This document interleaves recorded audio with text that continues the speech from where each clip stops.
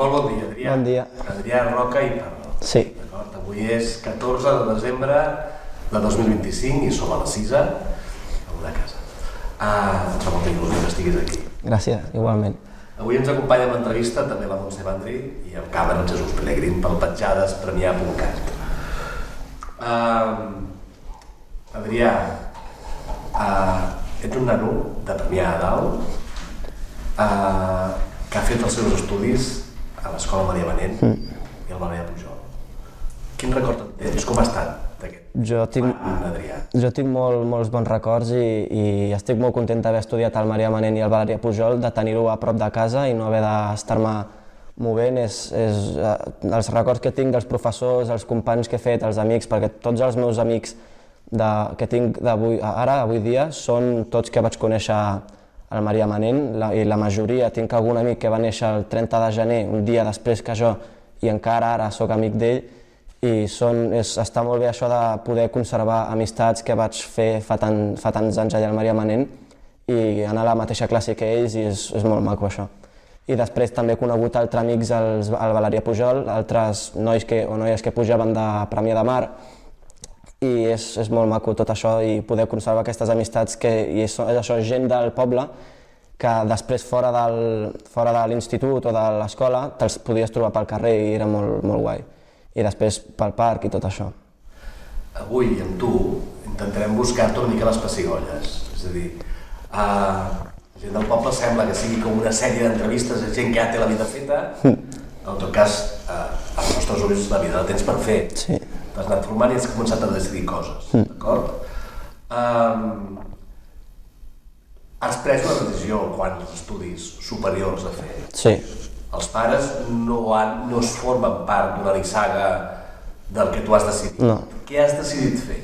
Jo vaig decidir fer enginyeria industrial a Barcelona, a la UPC, perquè jo des de petit sempre m'havia fixat molt en com funcionaven les coses quotidianes i anar més enllà i entendre com funcionaven els mecanismes, tot el que hi havia al darrere, i sempre havia sapigut que volia fer una enginyeria, perquè sempre a més havia estudiat el sector tecnològic, al batxillerat vaig fer el tecnològic, i sabia que volia fer una enginyeria. No tenia clara quina, però sabia que havia de ser una enginyeria i com que la industrial és la més genèrica i em dona uns anys per tocar totes les branques i després en el màster especialitzar-me en quina fer, doncs va ser per mi la millor opció, perquè si hagués agafat la mecànica o de disseny industrial ja m'hagués posat més en un tema que potser més endavant me n'hagués adonat que no era el que volia fer. Llavors, ara tinc tots aquests anys per anar tocant moltes branques i anar veient tot el que hi ha pel món i llavors a l'acabar el grau en el màster especialitzar-me i ser enginyer industrial especialitzat en X. I per això vaig decidir fer enginyeria industrial. Adrià, també en el teu món, a part d'això, també com que es diu que ets molt creatiu, molt mogut i tot té interès en tu, hi ha una part teva que també se te'n va cap a la música. Sí. És el present, no? Molt amb tu, actualment. Comences a introduir-te una mica primer en el món. Jovenet? Sí, jo quan era petit, des de molt petit ja escoltava molta música amb els meus pares, en el cotxe posaven música i se'm quedaven molt gravades i m'agradava molt i la meva àvia també em va ensenyar una miqueta em va introduir en el món de la música clàssica i el piano, i llavors em vaig apuntar a l'Escola de Música de Premià de Dalt i vaig fer piano durant un any, però vaig decidir al final deixar de fer-ho perquè preferia fer-ho d'una manera més autònoma i aprendre jo a casa meva amb els meus mètodes i veure fins on podia arribar jo sol. I com era d'esperar, al passar els dies i els mesos ho vaig anar deixant i vaig deixar el que era la música, ho vaig deixar durant bastants anys i vaig seguir amb altres temes i altres coses. I després, pels meus 18 anys, me'n vaig recordar del piano i em va fer llàstima que ho hagués deixat, perquè si ho hagués seguit fent, doncs ara en sabria tocar molt, però vaig decidir pels meus 18 anys demanar-me un piano nou i seguir aprenent pels meus propis mètodes, i ho vaig fer i vaig aprendre diverses cançons, però evidentment després amb el batxillerat, el treball de recerca i tot, doncs tampoc vaig tenir molt de temps. i un altre cop vaig tornar a no seguir tocant, però més endavant, ja després d'un any, vaig voler... Perdona, tens gaires més, Bueno, ja... No, però va ser als 18 anys i després... Quants anys tens ara? 19, bueno, sí, 19, en un mes faig 20, al gener. Oh. Però als 18 em sembla que tens una sorpresa, el pare o algú, bueno, et regalen. Em van regalar un piano i llavors el piano aquest que era nou em vaig seguir aprenent una miqueta més de piano, però el que a mi realment m'agradava també era poder fer jo la meva pròpia música, perquè amb la música sempre he volgut participar d'una manera més gran, perquè no tenia suficient escoltant-la ni representant obres d'altra gent, i llavors vaig voler fer jo les meves pròpies cançons, les meves pròpies peces, i va ser aquest any, no fa, a inicis d'any, pels 19 anys que vaig tenir un sintetitzador, que és un petit piano, que l'endolles a l'ordinador i pots crear tu la teva pròpia música amb diferents pistes, bateria, tots els instruments que vulguis, i vaig crear... Em posava per la nit, em posava a les 11 de la nit i acabava a les 2 de la matinada, tot seguit fent una cançó, i he fet com 40 cançonetes que les tinc gravades i en un futur m'agradaria fer-les públiques, però no sé com ni per on. I llavors he estat fent tot això i va arribar això a principis d'any.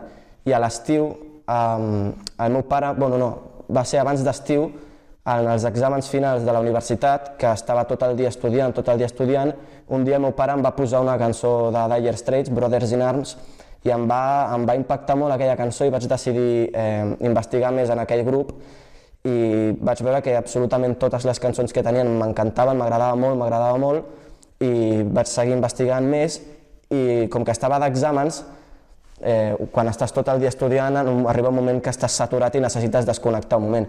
I vaig recordar que a casa tenia una guitarra espanyola, una guitarra clàssica, i vaig voler veure si era complicat o no, perquè clar, la música de Dire Straits, l'instrument principal és la guitarra, que toca el Mark Knopfler, que és el meu guitarrista i músic preferit, i vaig voler veure si era capaç de fer-la sonar com ell, la guitarra. Llavors la vaig agafar i em vaig posar a fer el que pogués, em vaig mirar algun vídeo, però vaig fer-ho. Els primers dies era molt patètic perquè era molt lent.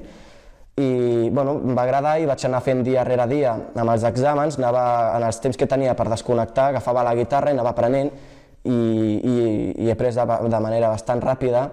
I llavors, a l'acabar els exàmens, a l'estiu els meus pares em van regalar una guitarra acústica, i aquesta sí, aquesta d'aquí.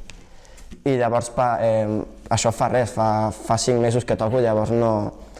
I em van regalar aquesta guitarra, llavors a l'estiu vaig tenir molt més temps per seguir tocant més hores, perquè quan tenia exàmens podia tocar una horeta i prou. I llavors vaig seguir tocant a l'estiu, i a més vaig tocar un estil que no és l'estil ideal per tocar, per començar. Quan inicies en el món de la guitarra, doncs tocar el que toca Mark Knopfler no és l'ideal, perquè toca un estil molt personal, que és amb els dits. La majoria de guitarristes toquen amb una pua, i tot el que fa el Mark Knopfler és amb els 2 dits aquests, els de repenja aquí, llavors amb els altres dits fa tota la màgia que fa. I llavors, aprenent d'aquella manera, i a més amb una guitarra espanyola, que és com vaig començar, era complicar-se molt la vida, però això va fer que després amb l'acústica se'm fes molt més fàcil, i després altres estils també que se'm fes més fàcil. I això vaig anar. No te n'escapes, Sí, bueno, s'ha de dir que fa poquet que toco i tampoc estic molt acostumat a tocar en públic. No ens taparem les oïdes. No. Jo vaig començar tocant, vaig aprendre els acords, que són... Tu aprens a col·locar els dits d'una manera en el màstil, en els trastes, i llavors aconsegueixes els acords. I un cop aprens això ja saps podràs acompanyar a totes les cançons. Si saps tots els acords, pots acompanyar cançons i la gent va cantant i tu vas tocant. I llavors vaig aprendre una cançó de Dire Straits, que és una de les meves preferides, la vaig aprendre i fa així.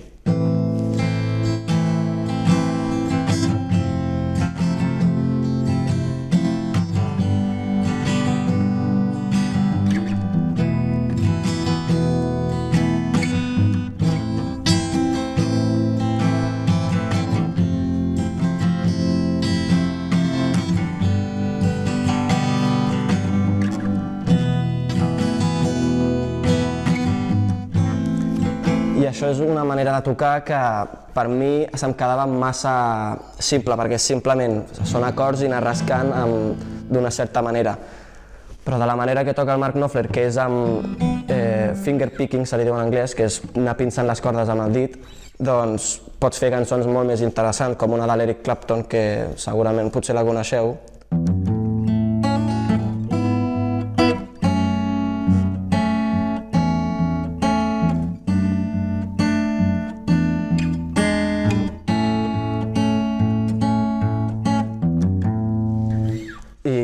Així obtens sons molt més agradables i després això és una selleta que serveix per pujar o baixar tons. Pots fer la mateixa cançó però la pots fer més aguda. I una de les cançons que vaig voler aprendre, que m'agrada molt, és una cançó del Mark Knopfler també, que la vaig voler aprendre i es fa servir tota aquesta tècnica dels dits, que és complicat però en pràctica doncs tot s'aconsegueix, suposo.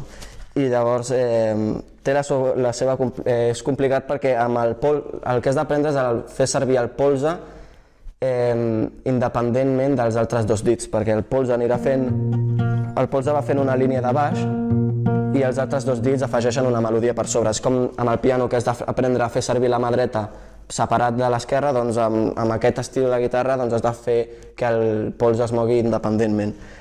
I bueno, fa així.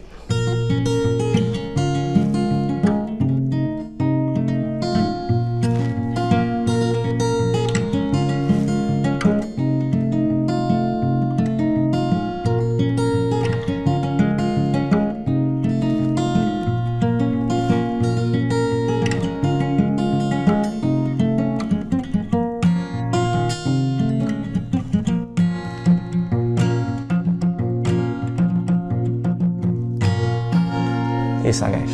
Hi ha molta pràctica, Sí. moltíssima, Hi ha conscients que algú puc dir ara que els joves no sabeu què feu ni on aneu? Què els hi contestaries? Si no per respecte no els hi diries res, però què els hi diries quan algú... Jo soc conscient que aquesta societat no està posant fàcil. No, jo intento ignorar tots aquests comentaris, però bueno, jo li diria que jo sí que sé per on vaig i li ensenyaria.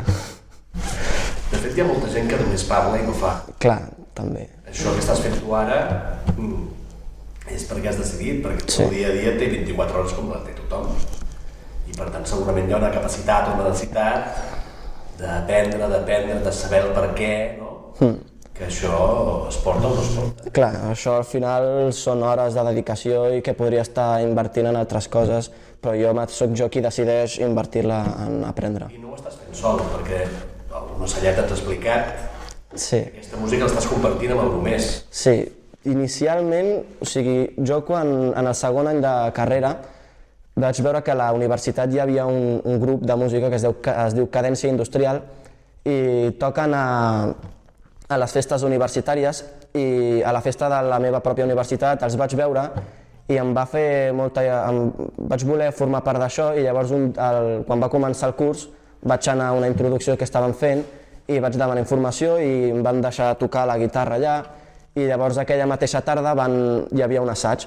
Vaig anar-hi i llavors vaig començar a tocar amb ells i la veritat que estic molt content perquè és un grup de gent molt maca i és una manera de desconnectar del que és la part de la universitat d'estudiar a una vida més universitària i estic molt content de formar part d'això i el dia 21 de novembre vam fer un concert, el primer que faig jo, i a la universitat pel dia de la música vam preparar un concert que va durar una horeta i jo vaig estar tocant la guitarra allà i ara per la setmana que ve, el dissabte que ve, toquem a Sitges per l'aniversari del grup que toca el violí, tocarem allà i després també tocarem a la festa de la universitat, que hi haurà un públic com de 1.000 persones, i llavors tot això està venint de cop ara quan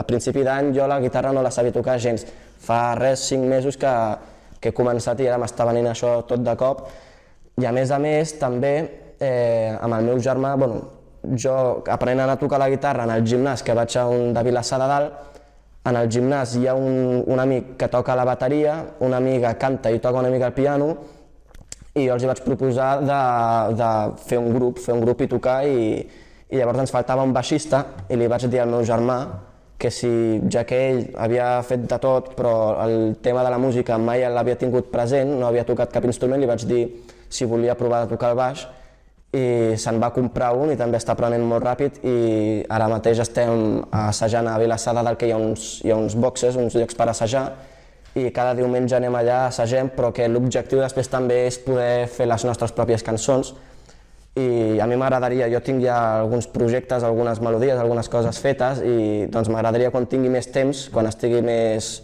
quan acabin els exàmens i tingui vacances a l'estiu o alguna cosa, doncs poder gravar les cançons i publicar-les i a veure fins on va. Jo tinc, no sé, jo crec que si segueixo fent, perquè jo estic molt motivat amb això de la guitarra i crec que si segueixo tocant i tocant doncs podré arribar a tocar molt bé i ja veurem fins on em porta. Sense descuidar els estudis. No, clar. On et veus d'aquí 10 anys? Jo d'aquí 10 anys em veig ja amb la carrera i treballant d'això que m'agrada i sent jo qui estigui creant totes aquelles coses que de petit havia estat observant i intentant entendre com funcionaven i a més també doncs, podem tocar la guitarra molt millor del que ho faig ara i qui sap si amb el grup aquest hem arribat lluny i podem estar tocant a festes majors o alguna cosa.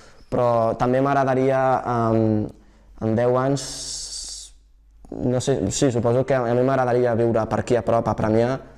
No sé si amb els 30 anys em sortiran ofertes de treball a diferents països on sigui, però evidentment les acceptaré, però a mi finalment m'agradaria viure aquí a Premià o pel Maresme, el més a prop de casa. El que he d'intentar és que volis tan lluny com vulguis, no? Et sembla que d'aquí 10 anys, si el Petjades continua i és un projecte ferm, el que has de buscar i t'expliquis tot el que t'ha passat. Et sembla... Totalment correcte. Estiguis on estiguis, eh? Sí. Encara que ho hem de fer tocant-te... Sí. Val? Escolta'm, el que és impressionant és la capacitat de gestionar el dia a dia amb algo que no passa precisament a casa. Tu has de baixar a Barcelona i gestionar-te el dia a dia. Com és un dia normal per tu? És dur perquè m'haig de despertar a les... depèn de quin bus vulgui agafar, però o a les 5:45 o a les 6:15 per agafar el bus, anar fins a Barcelona, però a l'altra punta de Barcelona, perquè és a la zona universitària que està allà al costat del Camp Nou, i és un viatge que es fa molt pesat, i un cop arribo allà a fer les classes i tot això, i després al sortir doncs, tornar cap a casa, i les hores que tingui doncs, intentar fer estudiar, anar al gimnàs, i també si tinc temps per tocar la guitarra o el que sigui, i també entre setmana és més complicat, però els caps de setmana o els divendres intentar quedar amb algun amic i desconnectar una miqueta dels estudis. Parlem un moment del poble, sí. Del teu Premià. Què és el que més t'agrada? A mi m'agrada molt de Premià la distribució, com està fet, com està construït, diguem. A mi m'agrada molt el fet de que cap a dalt tens Sant Jaume, si vas baixant per la Riera tens la plaça de la Fàbrica, més cap a baix tens Can Figueres, després a baix tens Can Verbum, el Felicià Xarrier. Jo crec que no és com altres pobles que és simplement una riera i negocis i cases al voltant de la riera, sinó que a Premià, almenys pel que jo, com ho veig jo, és que és la riera però hi ha molt més pels costats i m'agrada molt com està distribuït el poble. Sí. I això m'agrada molt de com és Premià. Què no t'agrada?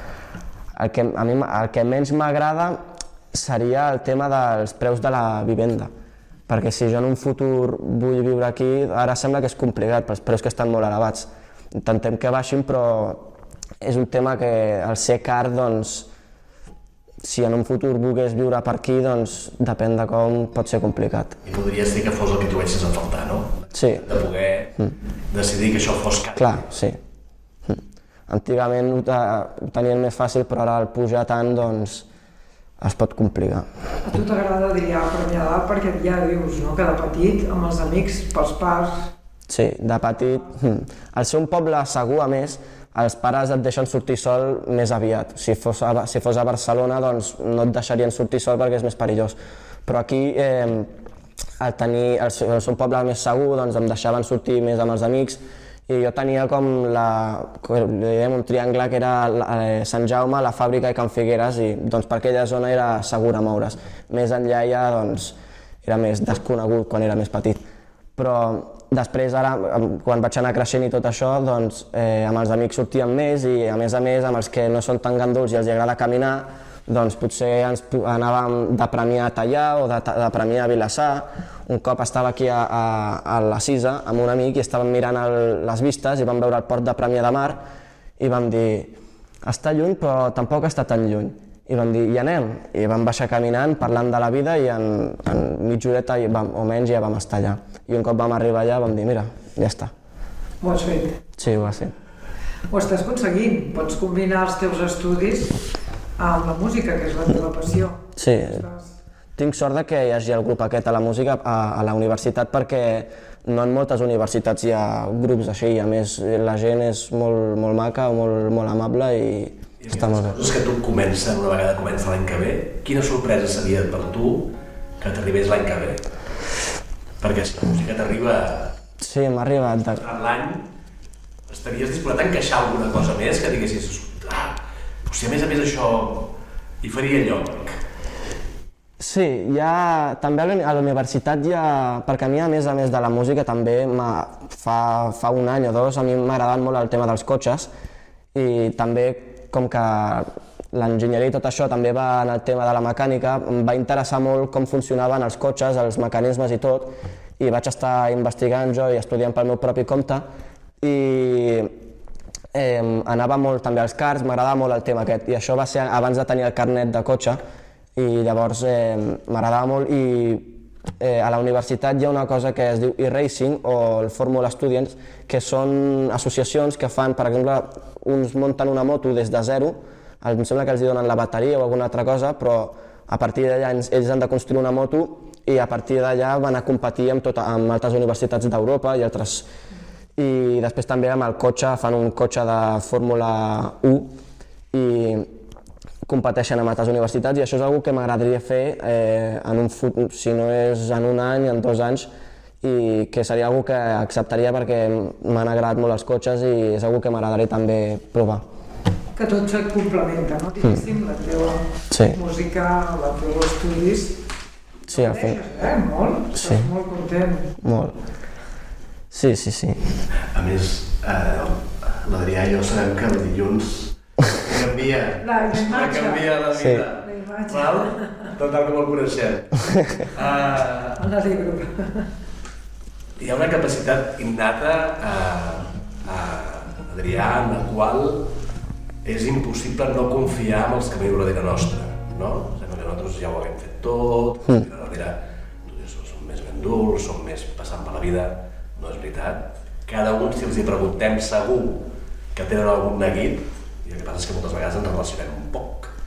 La distància entre els que t'estem entrevistant i tu són quasi de 40 anys, val? I a vegades podem confiar o desconfiar, però la veritat és que la confiança hi és. Teniu tot un món per davant, que no ho hem posat fàcil, però que segurament a l'esforç ningú et regalarà res, faràs el que voldràs segurament. Val?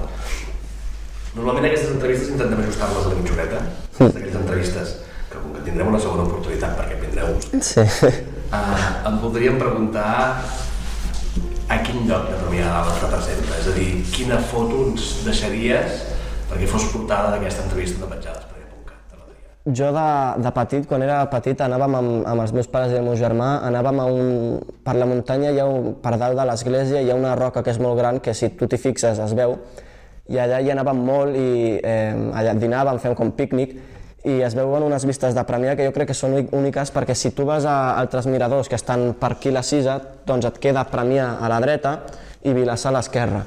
Si vas un mirador més cap a la Caseta del Rei, doncs et queda Premià cap a l'esquerra i Teià a la dreta, et queda una mica amagat, però en aquest mirador, bueno, no és un mirador, és una roca que si tu t'hi enfiles, doncs pots veure una vista que Crec que és la pedra relliscanta, que en dèiem. Jo li deia, de petit li deia la roca més gran del món, perquè per mi... No, la roca de cavall està tocant a Teià. D'acord. Que si no la coneix un dia li portarem.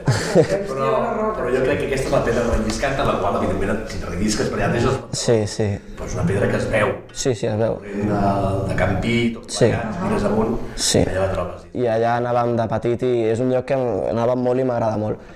I es veu això, es veu tot perquè és Premià de manera ho tens al davant. Doncs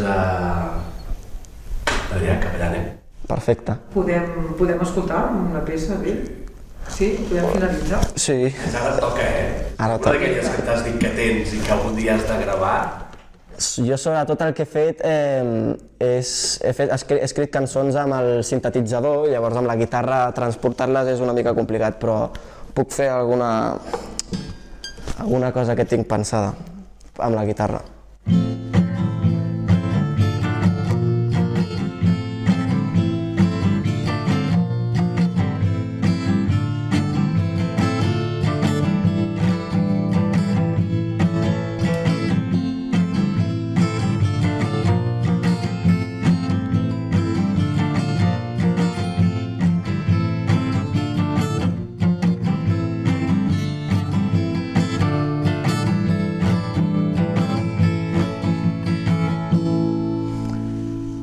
I bueno, per aquí sobre anirien altres instruments i tot això. Té nom? No. Li pots posar un nom? Petjades. Petjades? Petjades es dirà. Sí, estaria bé. Petjades. Esperem veure també la festa major de... No? Sí. Del món. La festa major del poble de la pedra més gran del món. Gràcies. A vosaltres.